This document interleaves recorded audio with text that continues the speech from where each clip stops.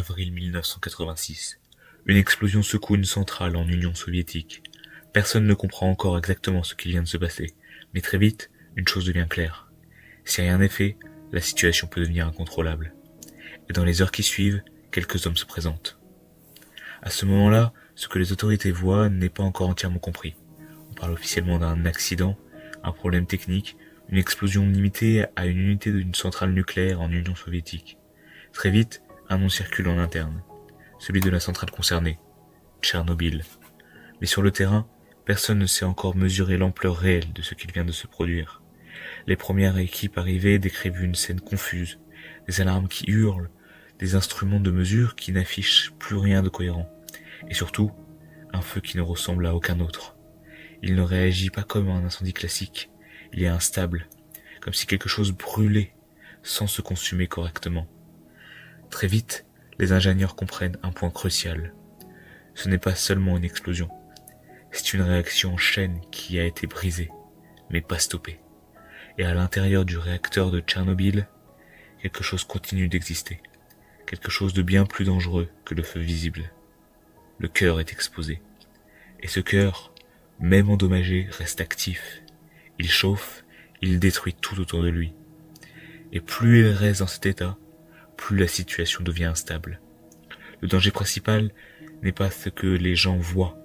Le danger, c'est ce que personne ne peut voir directement. Sous les structures endommagées, des matériaux hautement instables continuent de réagir. Et il y a un risque précis.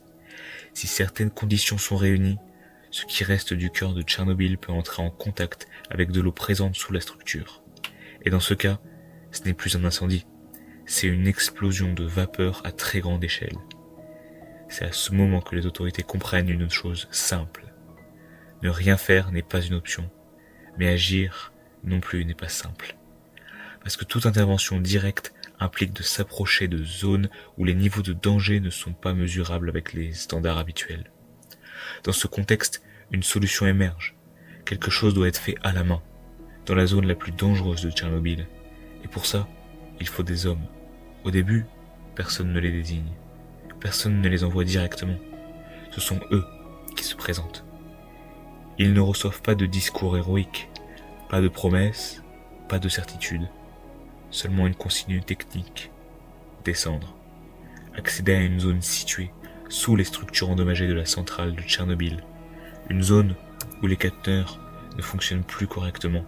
Une zone où le temps d'exposition devient une limite invisible. Quand ils s'approchent, le changement est immédiat.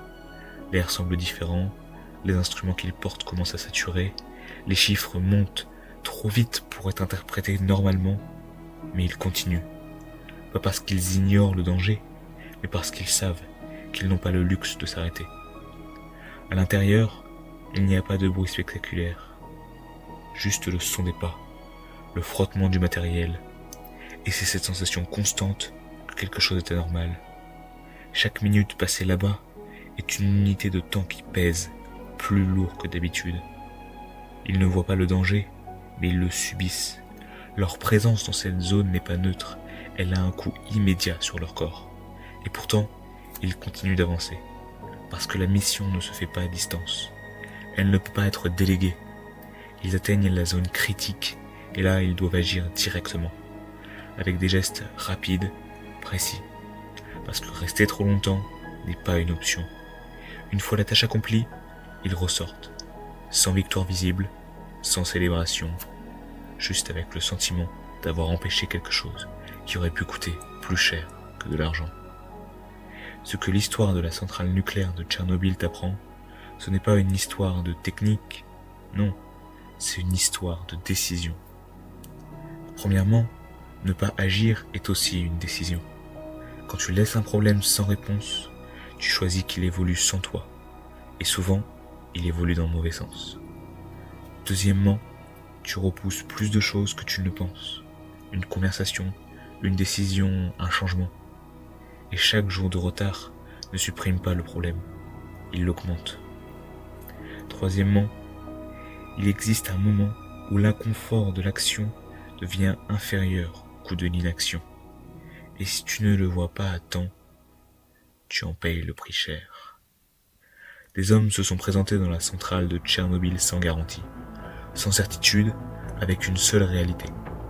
Ne pas agir pouvait aggraver la situation. Ils n'avaient pas besoin de philosophie. Ils avaient compris une chose simple. Parfois, ne rien faire coûte plus cher qu'agir. Dans ta vie, tu fais souvent l'inverse. Tu repousses, tu attends, tu laisses les choses évoluer seules, mais très souvent, elles ne s'améliorent pas, elles s'aggravent. Et à un moment, tu fais face à une réalité simple. Le coût de l'inaction dépasse celui de l'action. Et la vraie question n'est plus « est-ce que j'ai envie ?» mais « est-ce que je peux me permettre de ne rien faire ?» Parce qu'un jour, ne rien faire coûtera plus cher qu'agir.